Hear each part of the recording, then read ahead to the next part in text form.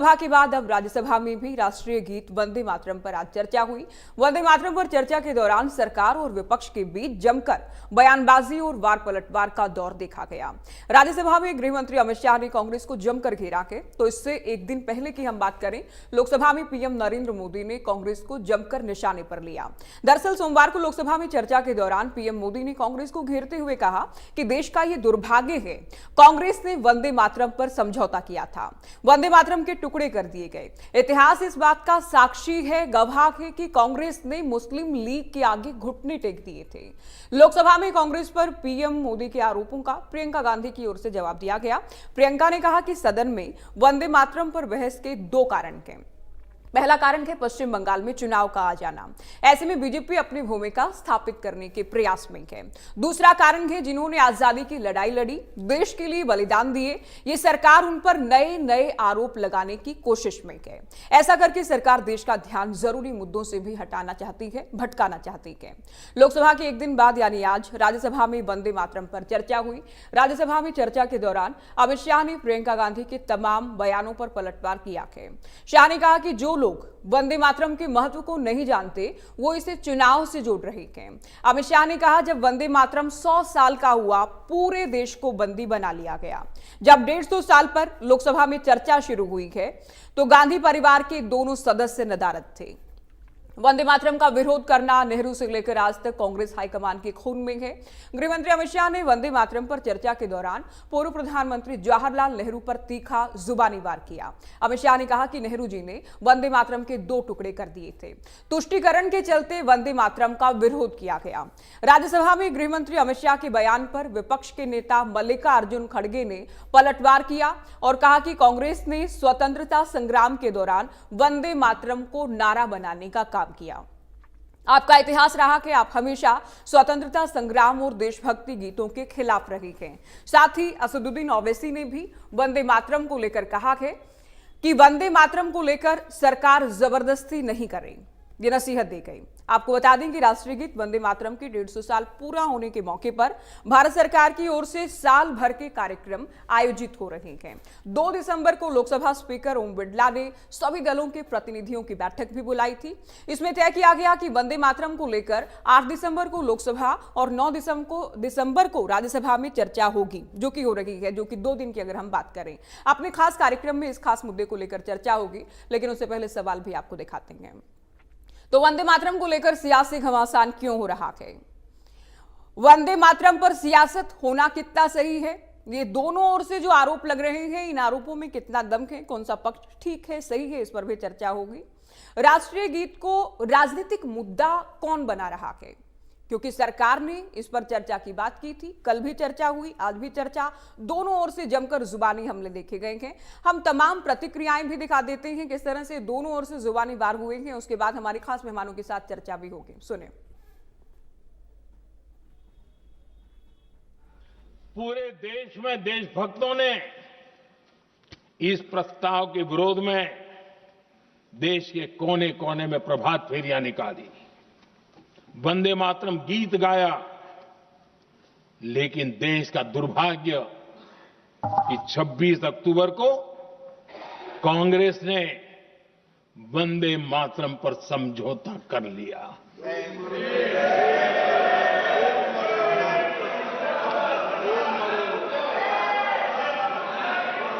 वंदे मातरम के टुकड़े करने के फैसले में,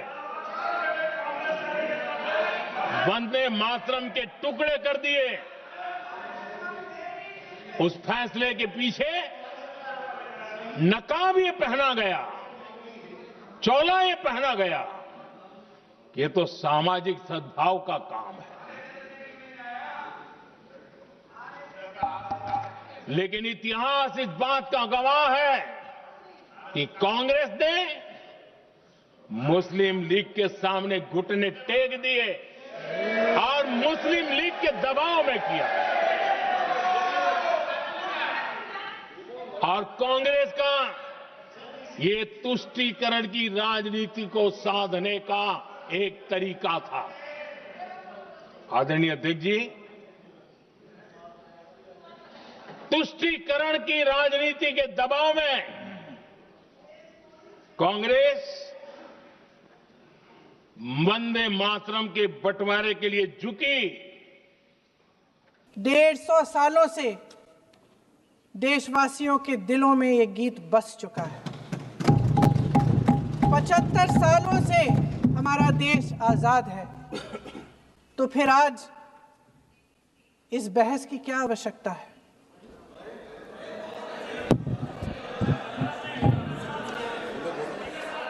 हमारा यहाँ मकसद क्या है?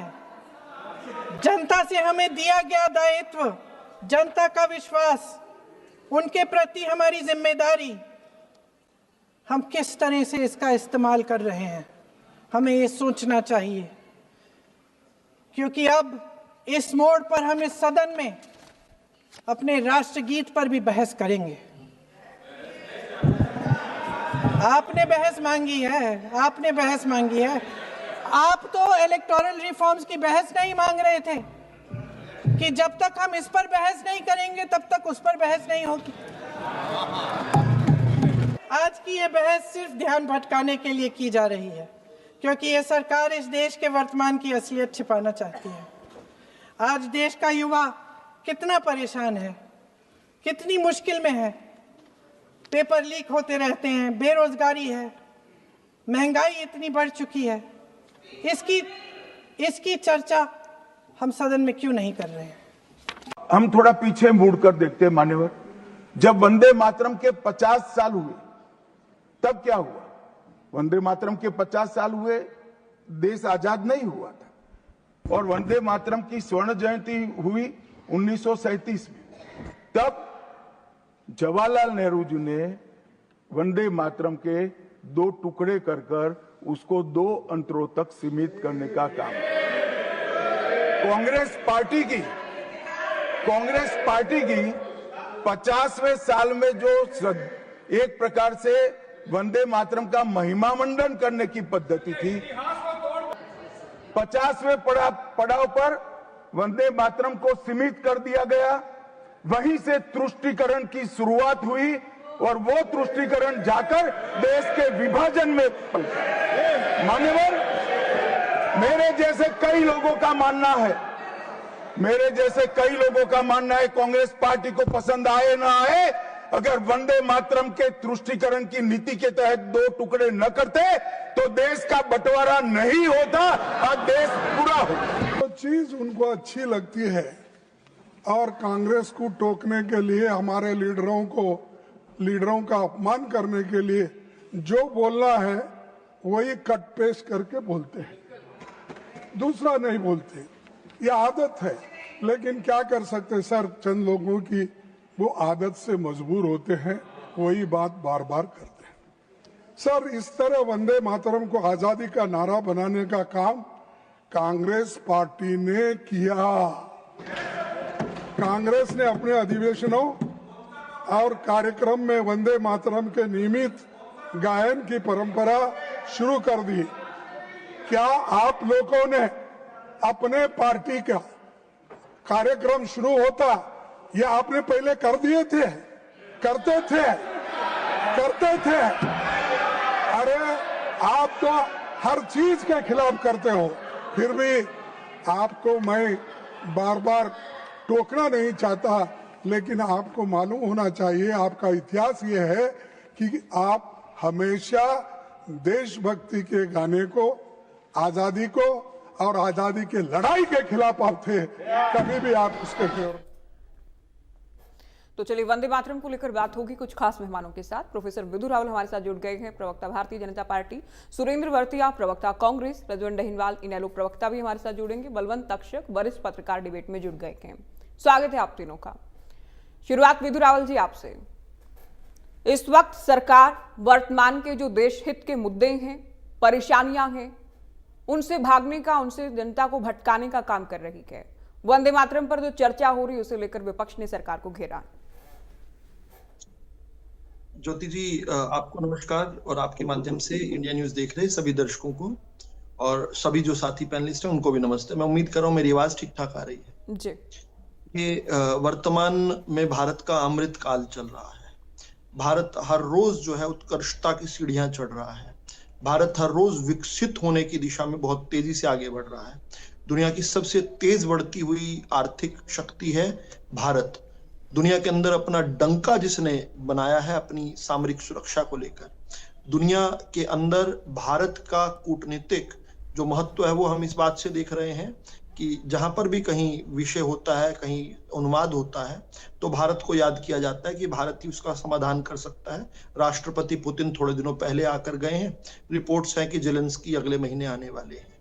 देखिए, ये इसलिए बताना आवश्यक है कि भारत किस स्थिति में खड़ा है, तो ऐसे में छुपाने का नहीं, ऐसे में तो दिखाने का विषय है, और दिखाने के साथ साथ ये बताने का विषय है कि आज भारत जिस स्थिति में खड़ा है उस स्थिति के पीछे जो है वंदे मातरम का संस्कार जो है वो आवश्यक है। ये वंदे मातरम जब हम कहते हैं ना ज्योति जी, तो ये कोई एक शब्द मात्र नहीं है। ये वंदे मातरम एक मंत्र है, एक ऊर्जा है, एक स्वप्न है, एक संकल्प है। ये वंदे मातरम जो है, ये एक शब्द जो है माँ भारती की साधना है, ये माँ भारती की आराधना है। ये जब वर्तमान की बात करते हैं ये हमारे साथी लोग, तो इन्हें पता होना चाहिए ये वंदे मातरम जो है ये हमारे आत्मविश्वास को, हमारे वर्तमान को, हमारे मन मस्तिष्क जिगर को जो है आत्मविश्वास से भर देता है और ये भविष्य के लिए हौसला देता है। लेकिन आवश्यक है कि इस वंदे मातरम जिसने हमें इतना कुछ दिया है उसके साथ जो कुठाराघात हुआ है उस पर भी चर्चा होनी चाहिए। उसका जो अपमान किया गया, दशकों तक किया गया जो है, उसका एक सदी का अपमान जो है उसकी तो जरूर चर्चा होनी चाहिए ज्योति जी।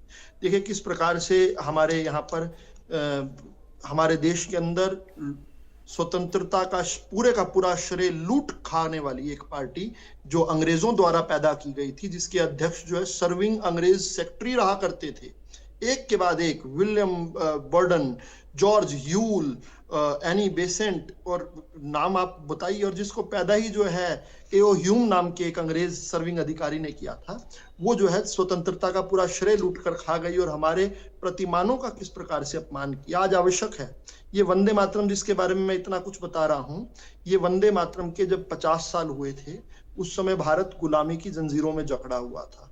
तब शायद इसको इस प्रकार से उसके वंदे मातरम के का स्तुतिगान करने का शायद अवसर ना मिला हो।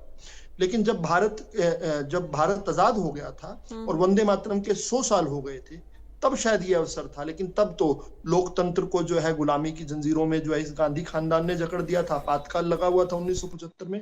कम से कम 150 वर्ष बाद ही आज वंदे मातरम को उसके प्रति कृतज्ञता का अर्पण करने का अवसर है और याद करने का अवसर है कि किन लोगों ने इसके साथ कुठाराघात किया। मैं बहुत जल्दी से अपनी बात खत्म करने वाला हूं।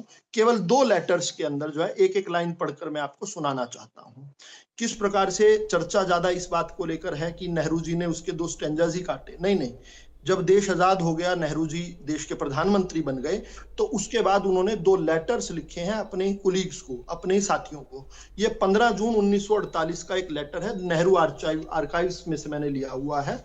इसमें केवल 2 लाइनें मैं पढ़ देता हूं। ये बीसी रॉय जो उस समय के कांग्रेस के नेता थे और बंगाल के चीफ मिनिस्टर थे, प्रीमियर बोला करते थे उन दिनों, उनको लिखा हुआ लेटर है।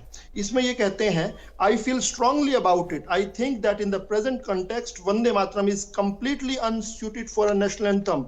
जब पूरे देश में चर्चा हो रही थी कि वंदे मातरम को जो है नेशनल एंथम बनाने की बात है, ये कहते हैं every embassy of ours has to play it, foreign office and embassies have to play it. और आखिर में ये लिखते हैं, so far I can see it, Vande Mataram does not fulfill this essential qualification. From the point of view of foreign countries, it is undoubtedly a flop. इसको flop बताते हुए कहते हैं, as for words, Vande Mataram contains language which most people do not understand. Certainly, I don't understand. 1948 में देश का प्रधानमंत्री कहता है, मैं वंदे मातरम को समझ ही नहीं आता मुझे, मैं इसको कैसे नेशनल एंथम बना दूं। 6 दिनों बाद एक और लेटर वो लिखते हैं अपने कैबिनेट के कुलीग जो हैं डॉक्टर श्यामा प्रसाद मुखर्जी को। 21 जून 1948 की लेटर है, ये भी मैं नेहरू आर्काइव से उठाई हुई है। इसमें वो लिखते हैं, माय डियर मुखर्जी, और मैं केवल एक लाइन पढ़ देता हूं क्योंकि डिबेट में शायद इतना समय नहीं आता होता। जल्दी ये कहते हैं जी, ये कहते हैं, personally I do not think Vande Mataram is at all feasible as a national anthem. Our national anthem has to be played by foreign orchestra all over the world. I personally think that a song which represents poignant longing for freedom is not necessarily a song that fits to be achievement of freedom. ये कहते हैं जो देश की स्वतंत्रता करवाने वाला जो गाना है वो अंग्रेज उससे चिढ़ जाएंगे, अंग्रेजों से तो आजाद हुए हैं, और अंग्रेज जो है इस बात से चिढ़ जाएंगे कि वंदे मातरम को गाया जाएगा उनके देश में और नेशनल एंथम जो है वो विदेशों में गाया जाता है। इसलिए जो है देश के इतने बड़े गीत को जो है इन्होंने नेशनल एंथम नहीं बनने दिया। अगली बार में हम ये चर्चा कर पाएंगे कि किस प्रकार से वंदे मातरम का अभी आपने विस्तार से अपनी बात कही, मैं कांग्रेस से भी उत्तर लूंगी।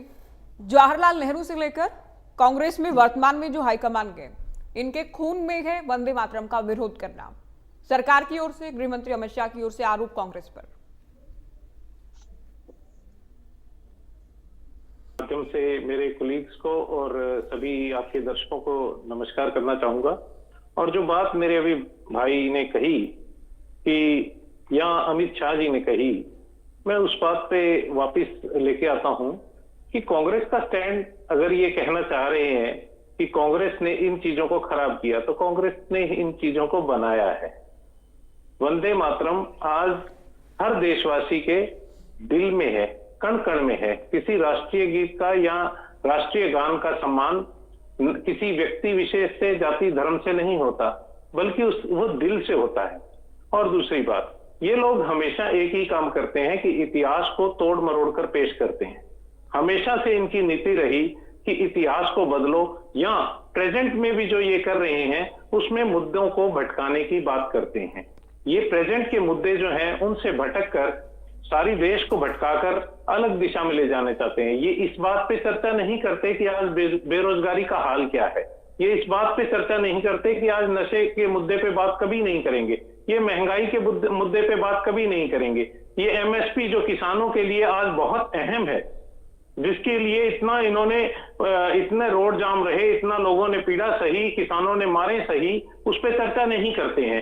ये पेपर लीक पर चर्चा नहीं करते हैं। ये ऐसे मुद्दे को ऐसे टाइम पर प्रेजेंट करते हैं संसद के अंदर या देश के अंदर कि एक वो प्रोपेगेंडा बने, ऐसा ड्रामा बने कि इनका कैसे न कैसे चर्चा का विषय बन जाए।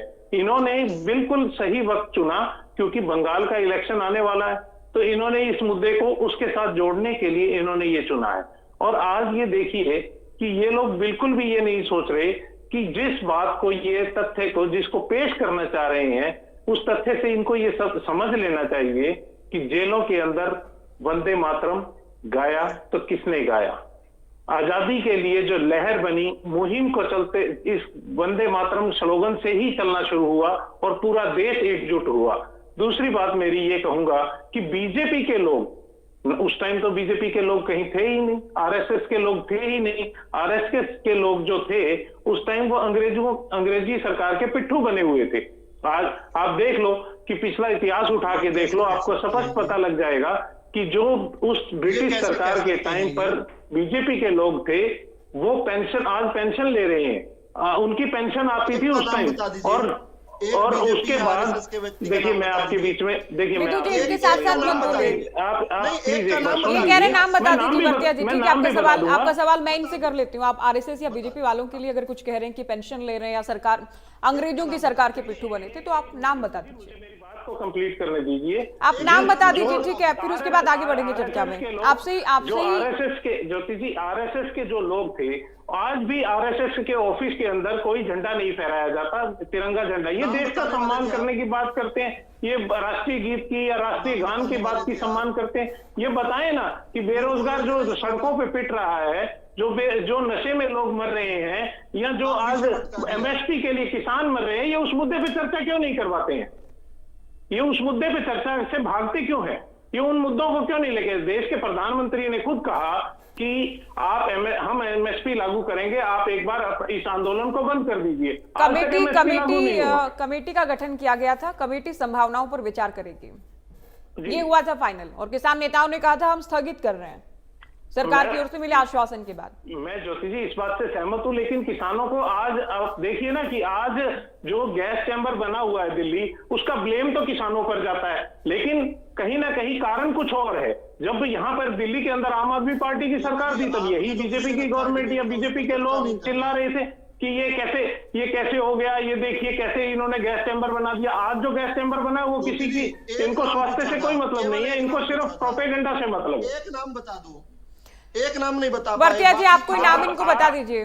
आप फिर मुझे मैं ये बलवंत तक्षक जी को बताइए कि चर्चा में आप जोड़ रहा मुझे हूं। ये बताइए कि आप नीट के पेपर की चर्चा क्यों नहीं करते हैं, कि उसमें धांधली जो हुई एक उसकी नाम चर्चा नहीं क्यों है नहीं आप, करते इसका हैं? मतलब झूठ बोल रहे थे ना। आप मुझे ये इसका बताइए, मतलब आप झूठ बोल रहे बेरोजगारी थे की ना। चर्चा क्यों नहीं करते हैं? इसका आप मतलब नशे झूठ के बोल मुद्दे रहे पे थे ना। चर्चा क्यों नहीं करते हैं? एक नाम नहीं देखिए- बता सकते, मैं नाम बताऊं? देखिए, नाम बताऊं? मैं आपको जो बोल रहा हूँ, आप मुझे उसमें एक बात बता दीजिए, आप एमएसपी के मुद्दे पे आज चर्चा क्यों नहीं करते हैं? आपने आपको वोट इंडिया चोरी न्यूज़ के हरियाणा मुद्दे पे पर झूठ चर्चा, बोला है। आप वोट आपका चोरी के झूठ मुद्दे पे पकड़ा गया चर्चा क्यों है, नहीं आप करते एक हैं नाम नहीं संसद बता में? पा रहे हैं, आप इधर उधर की संसद बात में कर वोट रहे हैं, चोरी एक के नाम नहीं मुद्दे बता पे पा क्यों रहे नहीं हैं। अभी करते दावा हैं? कर रहे थे आप, अभी दावा आप कर मुझे रहे थे ये आप, बताइए। और कह रहे थे देखिए, मैं इतिहास में आपको- लिखा हुआ है। एक नाम तो बता दो, एक आप नाम नहीं मुझे ये बता पा रहे हैं बताइए आप, एक नाम कि नहीं बता आज पा रहे। तक मैं बताऊं आज तक नाम? आपने मैं बताऊं नाम? आपने मैं नाम बताऊं? आपने आज तक आरएसएस के ऑफिस में झंडा क्यों नहीं फहराया? आप बताइए। आरएसएस के ऑफिस में झंडे की बात आपने नहीं, आपने ये कहा अंग्रेजों के पिट्ठू से मुझे पेंशन आप लेते ये थे। बताइए मैंने कि एक आप नाम वोट पूछा, चोरी के आप मुद्दे नहीं को बता पाए। मैं वोट 10 नाम चोरी के बताऊं? मुद्दे को क्यों नहीं उठाते? मैं आप 10 संसद नाम में बताऊं? वोट चोरी के मुद्दे पे क्यों नहीं आते हैं? आप इधर उधर की आप बात संसद करके में वोट चोरी के रोज- मुद्दे पे रोज क्यों नहीं डेट आते होती हैं? है। आप वोट यानी चोरी आप वोट पकड़े चोरी के गए मुद्दे हैं। पे अच्छा माफी मांग लो। आप एमएसपी अच्छा, के झूठ मुद्दे बोला पे तो माफी चर्चा मांग क्यों लो। नहीं करते हैं? आपने इंडिया न्यूज़ हरियाणा पर आकर झूठ बोला, इसकी माफी मांग लो। आपने अगर सुनिए, झूठ आप बोला तो माफी एमएसपी के मांग लो, मुद्दे नहीं पे तो नाम चर्चा बताओ। क्यों नहीं करते हैं? आप मुझे सिर्फ ये बता दीजिए कि आप एमएसपी के मुद्दे पे चर्चा क्यों नहीं करते? आउट ऑफ आप सिलेबस वोट चोरी के डिस्कशन मुद्दे है पे क्या? आपको पता आप नहीं है वोट- क्या किस पे आए हैं आप चर्चा करने? आपको विषय नहीं बताया गया था कि किस पर चर्चा मुझे करने आए? आपसे बेहतर आप पता क्यों है कि आए? मैं किस चीज पे आप चर्चा क्यों करने आए आया फिर हूँ। चर्चा करने? मुझे आपको अगर ये नई विषय पे बात करनी थी, वंदे क्यों आए मातरम आप? के बारे में मत बताइए। वंदे मातरम आप को बंगाल अपमान के करने इलेक्शन क्यों आए में आप जो यहाँ पर? प्रोपेगेंडा रचना चाह रहे हैं, आप बंगाल के इलेक्शन वंदे के लिए जो मातरम ये के- देश वंदे को मातरम बांटना का चाह अपमान रहे करने हैं, क्यों आए आप देश की आपने जो वंदे मातरम राजनीति पर करना चर्चा चाह नहीं रहे करनी। हैं उसमें आप वंदे आप मातरम उस पर पे मत चर्चा नहीं आइए। करनी है आप आपने। ये बताइए कि आपको आपने वंदे आपको मातरम पर इलेक्शन के चर्चा नहीं वक्त ये करनी, मुद्दे ये भी क्यों तो याद अपमान आते है। हैं? यही आपको नफरत की बात बेरोजगारी का ज्योति जी मुद्दा ने याद सवाल क्यों में नहीं पूछा। आता है? ज्योति जी आपको आपने नशे का सवाल मुद्दा में याद क्यों इसी नहीं नफरत आता? को आपको कहा था। महंगाई का मुद्दा याद क्यों नहीं आता है? आपको दिल्ली में जो पेपर लीक हो रहे हैं या सारे देश में जो पेपर लीक हो रहे हैं उसका मुद्दा याद क्यों नहीं आता है? ये बढ़िया उदाहरण कोई हो नहीं सकता। कांग्रेस प्रवक्ता उस चर्चा में वंदे मातरम का नाम लेने से भी बच रहे मैं हैं। वंदे मातरम नाम की भी नहीं बात ले कर रहे रहा वंदे हूँ। मातरम का। आप मुझे वंदे मातरम पे का ये नाम लेने से बताइए भी कि डर रहे हैं कौन से ये। समय देखिए में किस प्रकार कौन से से कौन चलिए आप से- दोनों अभी रुकिए, विदु राहुल जी, वर्तिया जी आप भी रुकिए। देखिए इधर उधर की बात तो कर रहे हैं वर्तिया जी, लेकिन इनका ये स्टैंड कांग्रेस हाईकमान का भी है कि मुद्दों की बात क्यों नहीं करते। उसी लाइन पर ये चल रहे हैं कि मुद्दों की बात क्यों नहीं करते, वंदे मातरम की बात करने की क्या जरूरत आन पड़ी है। ये स्टैंड है कांग्रेस का जिस पर वर्तिया जी चल रहे हैं। हालांकि जो एलिगेशन आपने लगाया था पेंशन ली गई या पेंशन ली जा रही है, इस पर आप कोई नाम नहीं बता पाए वर्तिया जी बार बार पूछने पर भी, ये भी दर्शक देखें। मैं इनको नाम पर्सनली भेज दूंगा, ये पढ़ लेंगे। ठीक है, पर्सनली इनको भेज दीजिएगा। मेरे मैं मुद्दे का मेरी ये डिबेट जवाब आगे दे दें। नहीं मेरे मुद्दे का ये जवाब दे दें कि ये क्यों नहीं हमारी बातों को पहले। बताइए कोई पता चलिए हो तो। ठीक है, अभी हम आप मुझे मुद्दे ये पर वापस बताइए लौटते कि हुए मैं सुरेंद्र वर्तिया जी अभी आप रुकिए, विदु राहुल जी आप भी अभी सुनेंगे। वरिष्ठ पत्रकार बलवंत तक्षक जी हमारे साथ हैं। वंदे मातरम पर सरकार इसलिए चर्चा कर रही है, मुद्दों को भटकाया जा रहा है, एक तो दूसरा बंगाल में चुनाव है। ये विपक्ष जो आरोप लगा रहा है, कांग्रेस जो आरोप लगा रही है सरकार पर, कैसे आप देख रहे हैं बलवंत तक्षक जी? देखिए ज्योति जी, राष्ट्रीय गीत पर देश में सबको गर्व है, चाहे कांग्रेस हो, चाहे भारतीय जनता पार्टी हो, चाहे कोई और पार्टी हो। राष्ट्रीय गीत हमारे लिए गर्व का विषय है और इससे किसी को भी ऐतराज नहीं हो सकता, किसी भी पार्टी को ऐतराज नहीं हो सकता। ये जो आरोप प्रत्यारोप चलते हैं राजनीतिक पार्टियों में, कोई एक इशू लेके आती है कोई पार्टी, उस मुद्दे पर अगर विवाद होगा तो वो चर्चा आगे बढ़ेगी। कांग्रेस का अगर ये आरोप है कि संसद में 150 साल के मुद्दे राष्ट्रगीत को लेके आए हैं कि 150 साल पूरे होने पर पूरे देश में जश्न मनाया जाएगा, इस पे समारोह आयोजित किए जाएंगे, तो इस पे किसी को ऐतराज नहीं हो सकता। लेकिन संसद में जिस मौके पर ये मुद्दा आया है उसमें कांग्रेस के इस आरोप में कहीं ना कहीं ये सच्चाई तो है कि इसका मकसद पश्चिम बंगाल के चुनाव में भारतीय जनता पार्टी इसका फायदा उठाना चाहती है। और राजनीतिक पार्टियां कोई सेवा धर्म के लिए नहीं आती हैं, कहीं ना कहीं उनका मकसद चुनाव जीतना होता है और चुनाव जीतने के लिए कोई भी मुद्दा खड़ा करना किसी भी पार्टी के लिए जरूरी हो तो खड़ा किया जाता है। कांग्रेस पार्टी ने, मैंने जो पढ़ा था ये था कि शुरू में बंकिम चंद्र चटर्जी ने इसके 2 पैराग्राफ लिखे थे, वो पैराग्राफ सुनाए गए थे, बाद में 4 पैराग्राफ और जुड़े उसमें, तो कहा गया कि ये तोड़ दिया गया, वंदे मातरम को तोड़ा गया और आगे चलकर उसी वजह से भारत के 2 टुकड़े हुए। मैं समझता हूं कि उस समय की जो परिस्थितियां रही होंगी, जिन्ना की महत्वाकांक्षा रही होगी, अंग्रेजों की भी ये इच्छा रही होगी कि देश मजबूत होने के बजाय 2 हिस्सों में बढ़ जाए। और हमने भी जब पाकिस्तान ने भारत को तंग किया तो बांग्लादेश बनाया भारत ने। यानी कि उस समय की परिस्थितियों को अगर और हम छोटे सूक्ष्म रूप में देखें तो हमारे जमाने में 10वीं में अगर 33% नंबर आ जाते थे और बच्चा 10वीं में पास हो जाता था किसी गांव में पढ़ने वाला, तो माँ बाप को उस पर फक्र होता था कि बच्चा 10वीं पास कर गया। अब 80-90% नंबर लेने के बाद भी बच्चे की माँ बाप पिटाई कर देते हैं कि दूसरे बच्चों की तुलना में तो बहुत पिछड़ गया है। तो परिस्थितियों पर डिपेंड करता है उस समय देश के बंटवारे की क्या परिस्थितियां रही होंगी। राष्ट्रगीत को चर्चा हो उस पे, और राष्ट्रगीत पे हम देश के भारतवासी उस पे गर्व मनाएं, समारोह आयोजित करें, इस पे कोई ऐतराज नहीं हो सकता। लेकिन ये विवाद का विषय नहीं है। कांग्रेस ने कब राष्ट्रीय गीत का विरोध किया है या भारतीय जनता पार्टी ने कब विरोध किया है? किसी भी पार्टी ने कोई विरोध नहीं किया। इस मुद्दे पर संसद में ये मुद्दा आया है तो जाहिर है कांग्रेस का ये आरोप है कि पश्चिम बंगाल में भारतीय जनता पार्टी इसका चुनावी फायदा लेना चाहती है, और क्यों ना ले। कोई भी पार्टी चुनाव जीतने के लिए किसी मुद्दे को हवा देती है, उसमें एक ये मुद्दा भी शामिल हो सकता है। ठीक है, डहीनवाल जी, वंदे मातरम को लेकर 2 दिन से संसद में जो देख रहे हैं उस पर आपकी पार्टी का स्टैंड क्या है? जवाहरलाल नेहरू ने या कांग्रेस हाईकमान ने वंदे मातरम का अपमान किया, मुस्लिम लीग के दबाव में आकर वंदे मातरम के टुकड़े किए गए। उधर कांग्रेस ये कह रही है कि पीएम जवाहरलाल नेहरू का अपमान करने या सरकार उनका अपमान करने का मौका नहीं छोड़ती है। हमने इसे स्वतंत्रता संग्राम का गीत बनाया, कांग्रेस के अधिवेशन में वंदे मातरम गाया गया। निश्चित तौर पर इस चीज में किसी प्रकार की कोई किंतु परंतु नहीं है कि कांग्रेस के अधिवेशन में ही गाया गया था। लेकिन उस समय के जो हालात और परिस्थिति थी, उस हालात परिस्थिति में कभी भी एक चीज सोचने की बात होती है कि जब देश आजाद हुआ था तो उस समय की हालात परिस्थितियों में अगर कोई भी फैसला लिया गया है और आज अगर उस चीज पे अगर हम चर्चा करें कि ये गलत है ये सही है, तो इस चीज पे कोई फायदा नहीं है। हाँ ठीक है, देश में अगर कोई भी गीत है या गान है, अगर दोनों देश के जो वासी हैं उनके लिए गर्व की बात होती है। आज 150 वर्ष अगर पूरे हो गए हैं तो उस चीज पर लेकर ये कहना कि इसमें ये कड़ी छोड़ दी और ये जोड़ दी, ये भारत के टुकड़े कर दिए, इन चीजों से कोई फायदा नहीं है। क्योंकि आज हम 2025 में जी रहे हैं और 2025 में जीने वाले व्यक्ति अगर 1947 की बात करें, 48 के लेटर पढ़ के अगर ये बताए कि उस समय देश में प्रदेश में क्या हुआ था, तो उस चीज से कोई फायदा नहीं है। जो चीज पीछे हुआ, लेकिन गलत तो कुछ नहीं हुआ ना। आज उसमें अगर आप कोई वंदे भारत मातरम से किसी को कोई दिक्कत नहीं है, किसी को कोई दिक्कत नहीं है। दिक्कत तो सिर्फ ये है कि आप लोगों को राजनीति करनी है। राजनीति करने की जगह राजनीति करें, लेकिन जनता को जो चीज चाहिए आप उन चीजों पर ध्यान दीजिए। आज राज्यसभा में, लोकसभा में जिस चीज पर चर्चा करा रहे हैं, इसका मतलब क्या है? इसका मतलब यह है कि आप बेवजह तूल दे रहे हैं। किसी को ऑब्जेक्शन क्या है?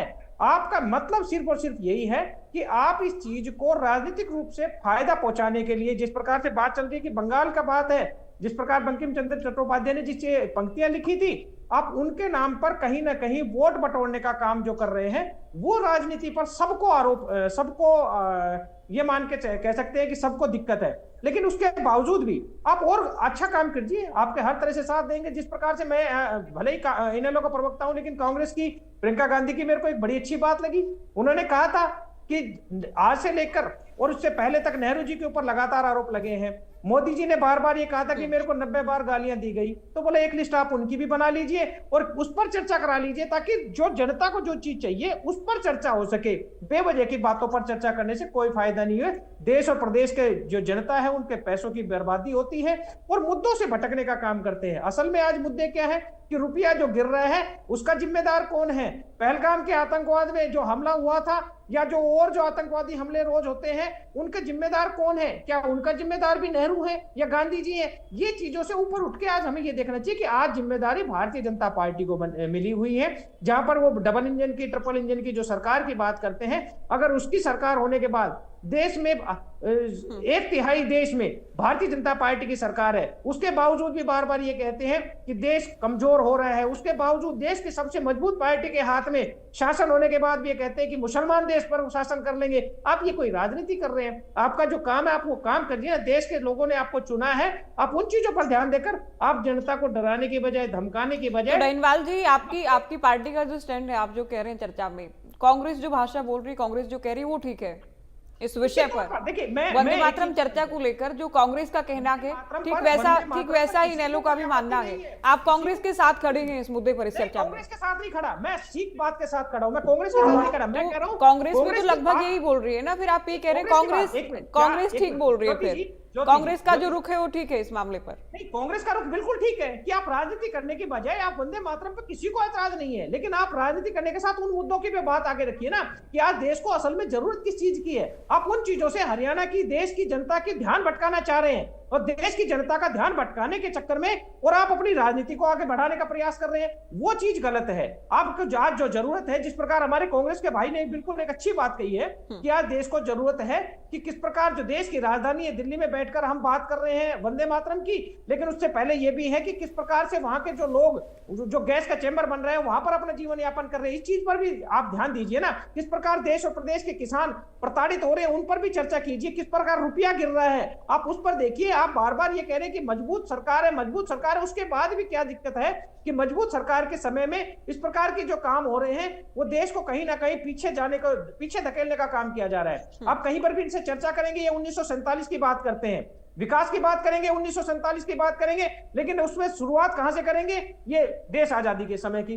तो ये इसका मतलब ये हो गया कि बात आज की बात नहीं करनी और भविष्य की। इनसे कभी भी मैं हमेशा अपनी डिबेट में एक चीज कहता हूं, भविष्य की और भूत की बात करेंगे, वर्तमान में कभी भी जीने का काम नहीं करेंगे। यही इनकी सबसे बड़ी समस्या है। हमें इनसे किसी प्रकार की आपत्ति नहीं है और हमें ही नहीं, किसी भी देशवासी को वंदे मातरम पर कोई आपत्ति नहीं हो सकती, क्योंकि वो देश का नागरिक है, वो देश का व्यक्ति है और उनके लिए गर्व की बात है। अब समझ में नहीं आ रहा कि भारतीय जनता पार्टी को क्या समस्या है कि जो इन प्रकार के बातों को मुद्दा बनाकर कहीं ना कहीं वोट बटोरने का जो काम कर रहे हैं वो एक गलत राजनीति है। विधु राहुल जी, टैक्स पेयर्स या आम जनता की हम बात करें जो अपनी टेलीविजन स्क्रीन पर लोकसभा की राज्यसभा की कार्यवाही देख रहा है, सीधे कार्यवाही देखकर क्या उनके जहन में आएगा कि हम वंदे मातरम को लेकर अपने प्रतिनिधियों की जो चर्चा देख रहे हैं, सीधा हमसे सरोकार क्या कहें इस चर्चा का आज की सरोकार ये है कि आज अगर हम आजाद हवा में सांस ले रहे हैं, आज यहाँ बैठकर पॉलिटिकल पार्टियों की निंदा कर पा रहे हैं, झूठ और सच भी बोल पा रहे हैं नेशनल टेलीविजन पर, पकड़ा जाने के बावजूद भी बैठे हुए हैं और हमें कोई कुछ नहीं बिगाड़ रहा, तो उसके लिए हम किसी चीज के कृतज्ञ हैं।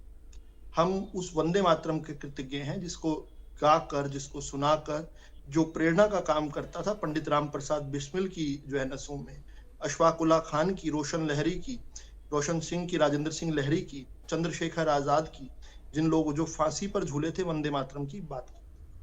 वो महिला जो थी मोरिया मोटा, जो बंगाल की थी, जिसने ये मना कर दिया था कि मैं चूड़ियां नहीं पहनूंगी जब तक जो है वंदे मातरम से बैन नहीं हटाया जाता। देखिए, एक तो बात पहली तो ये है कि ये चर्चा हो रही है, इस चर्चा पर सवाल खड़ा करना ये भी वंदे मातरम का अपमान है। क्या ये अपने बच्चों का जन्मदिन नहीं मनाते क्या अपने माता पिता की वर्षगांठ का करते नहीं क्या? तो वंदे मातरम के प्रति कोई सम्मान, ये बताता है इन लोगों के लिए वंदे मातरम क्या है। पैसे की बर्बादी बताया गया आपके डिबेट के अंदर, ठीक, पैसे की बर्बादी। अच्छा, एक बात तो बताइए हमें जरा, हम वंदे मातरम पर चर्चा नहीं। देखिए विधु राहुल जी, जब आप कह रहे हैं बोलने की आजादी है, अभिव्यक्ति की आजादी मिल पाई है, खुली हवा में सांस ले रहे हैं, आजादी के इतने साल बाद भी क्या विपक्ष किसी मुद्दे को लेकर ये नहीं कह सकता कि ये पैसे की बर्बादी है या फिर बहुत सारे ऐसे मुद्दे हैं जिनका सीधा जनता से सरोकार के उन पर चर्चा होनी चाहिए? आप लोग सर्टिफिकेट बहुत जल्दी बांट देते हैं कि ये भी वंदे मातरम का अपमान है, ये भी देश के खिलाफ है, ये भी देश विरोधी है। वंदे मातरम का अपमान नहीं, विपक्ष चर्चा को लेकर तो सवाल उठा ही सकते हैं। विपक्ष ये कह रहे हैं हम कब अपमान कर रहे हैं वंदे मातरम का? कांग्रेस अधिवेशन में तो गाया गया, मैं बता रहा हूं, हमने स्वतंत्रता संग्राम का नारा इसे बनाया, हम कब इसके खिलाफ थे?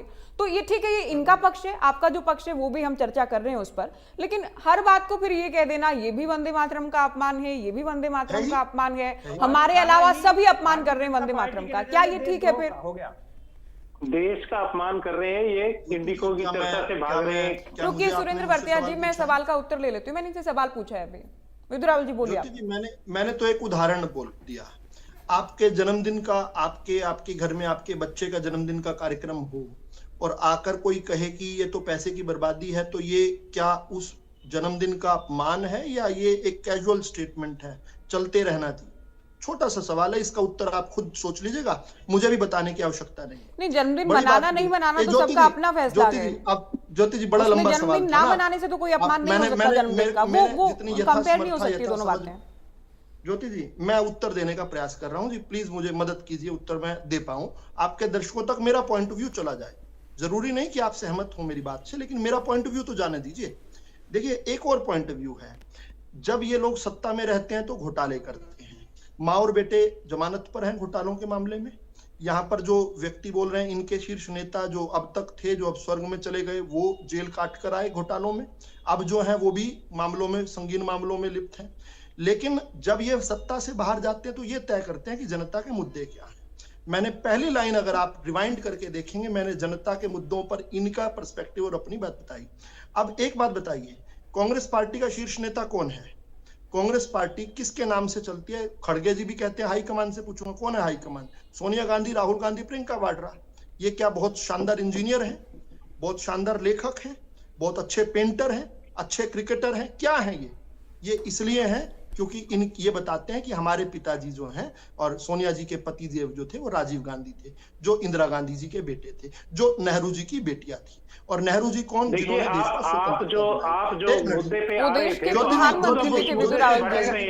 आप अगर इसी तरह मुद्दे से भटक रहे हैं तो आप बताइए ना। ज्योति जी समझाइए ना मेरे को, मुझे मेरा पक्ष रखने दीजिए। आप मेरे पक्ष से सहमत होते तो आप भाजपा में होते। आप भाजपा में नहीं है, कांग्रेस में, इसका मतलब यही है ना आप मुझसे असहमत है। असहमत होने के बावजूद मुझे सुनिए, मैंने आपसे एक नाम पूछा, आप नहीं बता पाए, अब मैं कुछ बताऊंगा वो सुन लीजिएगा, कान खोलकर सुन लीजिएगा। इन्होंने कितने ये कह दें कि अंग्रेजों के पिट्ठू थे, तो मोतीलाल नेहरू जो है डॉक्टर हेडगेवार के लिए माला लेके क्यों खड़े थे? जब जंगल सत्याग्रह की जेल काटकर जब डॉक्टर हेडगेवार बाहर आए, मोतीलाल नेहरू क्यों माला लेकर खड़े थे अगर हम अंग्रेजों के पिट्ठू थे तो? एक बात बताइए ना। तो अरुणा आसिफ अली जो हैं, जो हमारे कालका की अरुणा आसिफ अली हैं, वो क्यों कहती हैं कि उनको जो है चमन लाल और गणेशी लाल जो दिल्ली के हैं, उन्होंने आरएसएस के कार्यकर्ताओं ने उनको जो है, जब वो भाग रही थी उनको शरण दी? क्यों हमारे संघ के कार्यकर्ताओं को? और ये गलती क्या करते हैं, इनको इतिहास तो पढ़ते नहीं, ये सावरकर जी को भी भाजपा से, आरएसएस से जोड़ देते हैं, जबकि वो नहीं थे। लेकिन अगर ये आरएसएस और सावरकर को भाजपा से जोड़ते हैं तो बड़े संक्षेप में मैं इनको एक बात बताना चाहता हूँ। काला पानी की जेल जो सबसे खतरनाक जेल मानी जाती थी, उसमें सबसे ज्यादा देर तक कौन कैदी रहा है आज तक? इसका नाम आप पता कर लीजिए, मैं नहीं नाम बताऊंगा, मैं बता देता हूं, सावरकर, आप इसको जांच कर लीजिएगा है या नहीं। अब मुझे एक कांग्रेसी नेता का नाम बता दो जो एक दिन भी काला पानी की जेल में रहा इस देश के अंदर। एक मिनट, बीच में नहीं, अब अपने समय बोलना ना, अभी एक नोट कर लो ये सवाल मेरा। मैंने बताया सबसे ज्यादा देर तक, सुनो, जिसको आप बदतमीजी से जिनका नाम लेते हैं आप, जिनके बारे में आप शब्द बोलते हो, वो सबसे ज्यादा देर रहे। एक दिन आप बता दो आपका कोई नेता रहा हो। इस देश के अंदर अंग्रेजों ने 3,27,000 भारतीयों को, कभी किसी को गोलियों से भुना, किसी को फांसी की सजा दी। लाला लाजपत राय, साइमन कमीशन के प्रदर्शन में जरूर उनकी हत्या की गई थी। लाला लाजपत राय के अलावा एक कांग्रेसी का नाम बता दो जिसने अपने प्राणों की आहुति दी हो। ये तो पावर स्ट्रगल कर रहे थे, हिंदुस्तान का बेवकूफ बनाते रहे इतने वर्षों तक कि हमने आजादी। और मैं ये लेकर आया हूं पुस्तक, मुझे पता है डिबेट के अंदर समय नहीं होता। India wins freedom. एक मिनट रुक जाइए, मैं खत्म कर रहा हूं, मेरे 10 सेकंड में बात खत्म। उस समय से अरे आज तक जो ज्योति जी, मेरी वर्तिया जी ऐसे लगातार मत बोलिए। आप क्यों आए डिबेट में? अगर आपके पास डिबेट को कंट्रीब्यूट करने के लिए नहीं है, जिस दिन ज्योति जी बेरोजगारी पर डिबेट रखेंगे उस दिन आ जाना। आज आकर बार बार हमें ये याद करवाना क्या जरूरी है कि आपको ये डिबेट समझ नहीं आ रही? रुक जाइए, आप बार बार कह रहा हूं, आपके पास कुछ नहीं है तो मुझे बोलने दीजिए, मेरे पास है वंदे भारत का। आप हमें क्या बताएंगे वंदे भारत? ज्योति जी, इनको प्लीज शांत करवाइए। वर्तिया जी अभी रुकिए, आप ऐसे मत बोलिए वर्तिया जी। सुरेंद्र वर्तिया जी की चर्चा पे आप हमसे क्या चर्चा करेंगे? वंदे मातरम। अरे भैया, आपको चर्चा नहीं पसंद, मत आओ, आप छोड़ दो चर्चा, दोबारा आ जाना कभी, जिस दिन महंगाई पर चर्चा होगी तो बताऊंगा 18%। चलिए इनको फटाफट इनको बात पूरी करने दीजिए फिर। वर्तिया जी, समय बर्बाद होगा ऐसे, साथ साथ बोलेंगे। कांग्रेस के आजादी से पहले सबसे लंबे, अब तो गांधी खानदानी रहता है ना, नेहरू जी, फिर सबसे पहले देश सबसे ज्यादा देर तक जो प्रेसिडेंट रहे कांग्रेस के, उनकी किताब है मौलाना अब्दुल कलाम आजाद की, इंडिया विंस फ्रीडम। इसमें केवल अहमदनगर फोर्ट का जो एक चैप्टर है, पेज नंबर 77 पर, उसमें ये कहते हैं कि हम पहले दिन जब भारत छोड़ो आंदोलन शुरू हुआ, अगले दिन हमें जेल में पकड़कर हमें अहमदनगर फोर्ट जेल में ले गए। हमें इन्होंने जब जो प्लेट्स पे खाना खिलाया, we did not like them and told the jailer that we are accustomed to eat in China plates में दीजिए। जेलर ने अपोलोजाइज किया, माफी मांगी जेलर ने कैदी से, और उसके बाद कहा कि कल ले आएंगे। उसके बाद वो जाकर एक पूना से एक हमारे लिए कुक लेकर आए। He could not prepare food according to our taste, हमारी पसंद का खाना नहीं बना पाया वो, और उसके बाद उसको जल्दी से अगले दिन ही उसको भी बदल दिया गया। इस जेल के अंदर से एक जो 11 लोग पकड़े गए थे कांग्रेस के वरिष्ठ नेता, उनमें से एक नेता थे डॉक्टर सैयद महमूद, जो बाद में देश के शिक्षा मंत्री भी बने। वो उस जेल के अंदर भी माफीनामा जिसको ये बोलते हैं वो देकर जो है 1943 में निकल गए, जिसको बाद में उन्होंने डिनाई कर दिया, अंग्रेजों ने छाप के दिया कि ये देखो ये माफीनामा कांग्रेस के नेता ने दिया है। ये लोग काला पानी के अंदर जिन्होंने अपनी जवानी सड़ा दी, जिन्होंने अपने नाखून जो है जिनके दीवारों के अंदर लेकिन विदु मिलते जी, हैं राष्ट्रभक्ति की आज कविताओं, आज हम कौन सावरकर के बारे में 2025 बात जब करते हैं? खत्म होने जा रहे हैं, कौन सावरकर के बारे में हम बात करते ठीक है, हैं ये लोग? सारी थोड़ी सी चीजें शर्म पब्लिक आनी चाहिए डोमेन में लोगों है, को। पब्लिक इनका डोमेन में गंदा है, काला जिसकी जो इतिहास है। विचारधारा है, जिसका जो विचार है, वो उतनी बातों को पिक कर लेता है, वो उतनी बातों को ठीक मान लेता है। दर्शक देख रहे हैं, कुछ लोग आपकी बात को सही मान लेंगे, कुछ कांग्रेस प्रवक्ता की बात को सही मान लेंगे, लेकिन आज जिन मुद्दों से, क्योंकि आपको तो क्योंकि सरकार में आप लोग सब कुछ अच्छा ही अच्छा दिखेगा, अमृतकाल आपको दिखेगा, आप लोग दावा भी करते हैं, विपक्ष को दिखेगा जनता पूरी तरह से परेशान है, त्राहिमाम कर रही है, तो आम जनता आजादी की गाथाएं सुनने के लिए आज बैठ जाए, क्या करें? आजादी के संग्राम की बातें करें, उसके प्रमाण पत्र एक दूसरे को बांट रहे हैं आप लोग कि हमारा योगदान था, हमारा योगदान था, ये अंग्रेजों के पेटू थे, ये पेंशन ले रहे हैं। मैंने मेरा योगदान आप लोग तो वंदे मातरम पर भी नहीं रुके, उससे भी आगे निकल गए। ज्योति जी चलिए, मैं ठीक है विदु जी, आपका काफी लंबा जवाब आ गया, अभी आप रुकिए। नहीं, लेकिन मुझे 30 सेकंड दीजिए। आपने इतना आपने चुभने वाली बातें कही है, मैं तो विनम्रता से 30 सेकंड मांग रहा हूं। People who forget their history are doomed to repeat it. Rahul Gandhi जब लॉन्च किए गए थे, बड़े बड़े पोस्टर्स पर लिखा गया था अतीत की नींव पर भविष्य का निर्माण। अतीत कौन सा? तब अतीत ठीक था, जब अतीत की परतें हम खोलने लगे तो अतीत गलत हो गया।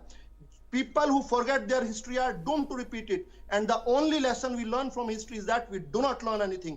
जो इतिहास को भूल जाते हैं। अगर वंदे मातरम का 1937 में नेहरू ने विभाजन ना किया होता, ना झुका होते नेहरू, तो 10 साल बाद भारत का विभाजन नहीं होता। 1905 में बंगाल का विभाजन हुआ। चलिए, समय अभी कम है। सुरेंद्र भरतिया जी, जवाहरलाल नेहरू झुके सरकार के मुताबिक, वर्तमान सरकार के मुताबिक, वंदे मातरम के टुकड़े हुए, देश का विभाजन हुआ, देश का विभाजन हुआ जवाहरलाल नेहरू की वजह से। आप ठीक है विदु राहुल जी, साथ साथ क्यों बोल रहे हैं? जवाब लेने दीजिए। भरतिया जी, आप बोलिए।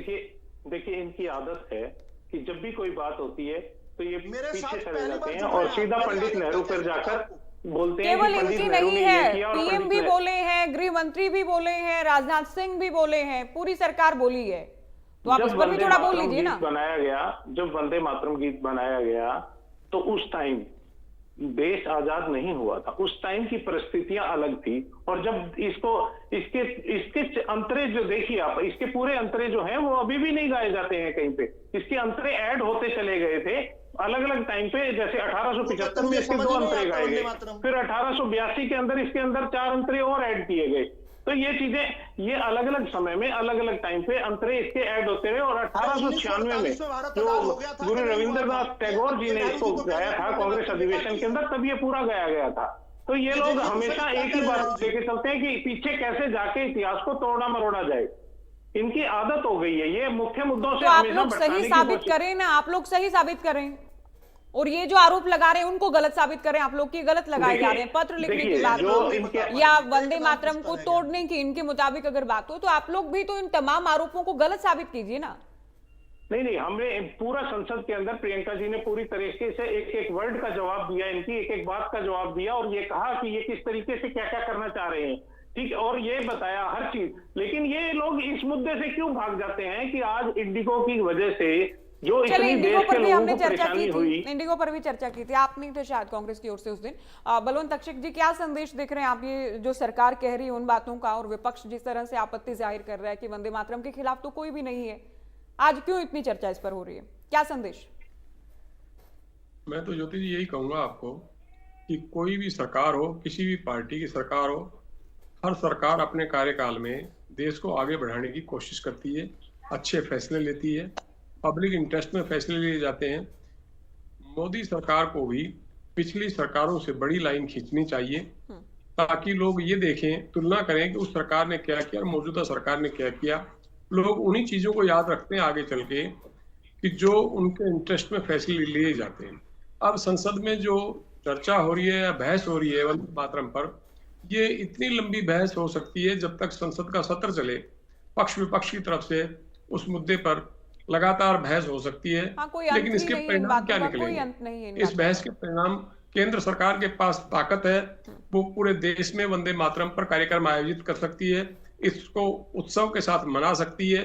संसद के बाहर अगर इस पे चर्चा हो और लोग उसको स्वीकार करते हुए उसके साथ जुड़ें तो ये ज्यादा अच्छी बात है। हमारे लिए गौरव का क्षण होंगे उस समय जब लोग इसके साथ जुड़ेंगे और सरकार के इस फैसले का समर्थन करेंगे। संसद में चर्चा का मकसद सिर्फ कांग्रेस को नीचा दिखाना अगर मकसद है तो ठीक है, उसमें तो सत्ता जिसके हाथ में होती है, पावर जिसके हाथ में होती है, वो उसका ही पलड़ा हमेशा भारी रहता है। भारतीय जनता पार्टी की सरकार है केंद्र में, कांग्रेस को लगातार नेहरू की नीतियों को लेके सवाल खड़े किए जा रहे हैं और सवाल खड़े किए जाते रहेंगे। प्रियंका गांधी ने, मैंने जो पढ़ा है वो यही है कि भाई उन्होंने कहा कि एक समय तय कर लो कि नेहरू जी की कितनी गलतियां थी, उन सब पे एक साथ चर्चा हो जाए। लेकिन नेहरू जी को पिछले 13-14 साल से मैं जो देख रहा हूं कि नेहरू ने ये गलतियां की, नेहरू सरकार ने ये गलतियां की, नेहरू ने ये गलतियां की, ठीक है वो वक्त बीत चुका है, तो आगे बढ़ने का समय है। नेहरू को कोसने से पब्लिक का क्या भला होगा? केंद्र सरकार को पब्लिक इंटरेस्ट में जो फैसले ले उनकी पब्लिक तक बात पहुंचनी चाहिए कि केंद्र सरकार ने किसके हक में क्या फैसला लिया है। मैं समझता हूं कि नेहरू को कोसने से पब्लिक का कोई भला नहीं होने वाला है। वंदे मातरम राष्ट्रीय गीत है, उस पर सबको गर्व है, उस पर बात होनी चाहिए, उस पर समारोह होने चाहिए पूरे देश भर में, उसको मनाया जाना चाहिए 150 साल होने पर। उससे किसी को आपत्ति नहीं है, शायद और होनी भी नहीं चाहिए। उसको निश्चित तौर पे पश्चिम बंगाल के चुनाव से जोड़ के देखा जा रहा है। नहीं ये पश्चिम बंगाल, क्योंकि टाइमिंग तो देखिए ऐसी है और बीजेपी एक ऐसी पार्टी है, इनकी अच्छी बात भी है, ये एक चुनाव से फ्री होते हैं, अगले चुनाव पर लग जाते हैं। लेकिन वंदे मातरम को लेकर ये कह रहे हैं कि चुनावी कनेक्शन कुछ भी नहीं है, विपक्ष गलत आरोप लगा रहा है। साथ ही विदुर राहुल जी, आपने जो कहा उसको लेकर कह रहे थे कि आप जब चर्चा पर भी प्रश्न उठाते हैं तो आप भी अपमान कर रहे हैं वंदे मातरम का। अपमान, और आजकल मैं यही चीज कह रहा हूं कि किसी भी चीज का अगर सवाल कर दिया जाता है तो वो सबसे पहले तो देश का अपमान हो जाता है। अगर सरकार से कोई सवाल पूछ लिया जाता है तो देशद्रोही घोषित कर दिया जाता है। यही तो चीज हम कह रहे हैं कि भाई किसी का जन्मदिन अगर आप मना रहे हैं, किसी की बरसी मना रहे हैं, किसी का आप एनिवर्सरी मना रहे हैं, तो आप सरकारी खर्चे पर मना रहे हो, भारतीय जनता पार्टी के पैसे पर मनाओ ना, आप देश की जनता के पैसे पर क्यों मना रहे हैं? यही तो चीज। वंदे मातरम केवल बीजेपी का नहीं है ना, ये तो लॉजिकल बात नहीं है। जिस प्रकार विदुर रावल जी जो चीज कह रहे हैं मैं उसका जवाब दे रहा हूं। वंदे मातरम केवल भारतीय जनता पार्टी का नहीं है ना, वंदे मातरम तो पूरे देश के लिए राष्ट्रीय गीत है। वंदे मातरम नीचे तक संगठन है, आपके इसमें ये कहें कि बीजेपी वाले अपने पैसे से कार्यक्रम कर रहे हैं, ये तो गलत कह रहे हैं। आप पूरे देश में करें, देश के लोग आपके साथ जुड़ेंगे, वो सारी चीजें ठीक है, लेकिन जनता के लिए, जनता ने आपको चुना है, आप जनता को क्या दे रहे हैं आप वो चीज बताएं। यहाँ पर इनको, यहाँ पर ये बीजेपी का स्थापना दिवस नहीं मना रहे हैं ना, ये तो वंदे मातरम को लेकर कार्यक्रम कर रहे हैं, चर्चा कर रहे हैं।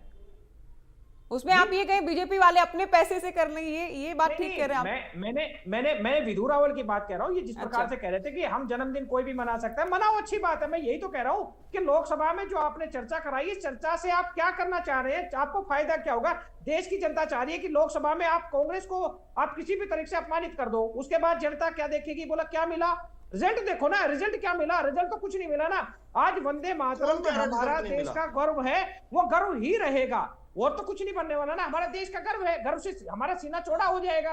लेकिन आपको क्या मिला, देश को क्या मिला? जनता जो सोच रही है, आप उनकी समस्याओं के, जो गंभीर समस्याएं हैं, उनका समाधान। चलिए, समय तो बिल्कुल भी नहीं विदुर जी, करने की बात कीजिए। अगर वन लाइनर आपको कुछ कहना है लास्ट कमेंट के तौर पर तो आप बोलिए। अगर वंदे मातरम की चर्चा करने से बंगाल में भाजपा को फायदा होता हो तो विषय ये होना चाहिए कि ऐसा भाजपा ने क्या सदकर्म किए हुए हैं कि वंदे मातरम की चर्चा से हमें फायदा होता हो, और अगर किसी ने कुकर्म किया उस पर चर्चा होनी चाहिए। अगर वंदे मातरम के ऊपर हम चर्चा कर हम राजनीति कर रहे हैं तो होड़ तो ये होनी चाहिए, ये सबसे बड़ी पुरानी पार्टी थी, ये बताते नहीं हम ज्यादा प्यार करते थे वंदे मातरम से। मैं तो पन्ने दर पन्ने उठा कर लाया हूं यहाँ दिखाने के लिए आपको कि किस प्रकार से इनके मुताबिक तो आप लोगों के पीछे है ना, आप लोग खेलते हैं इस पर, आप लोग अच्छा खेलते हैं, ठीक है। देखना ये है किस तरह के रिएक्शन आने वाले दिनों में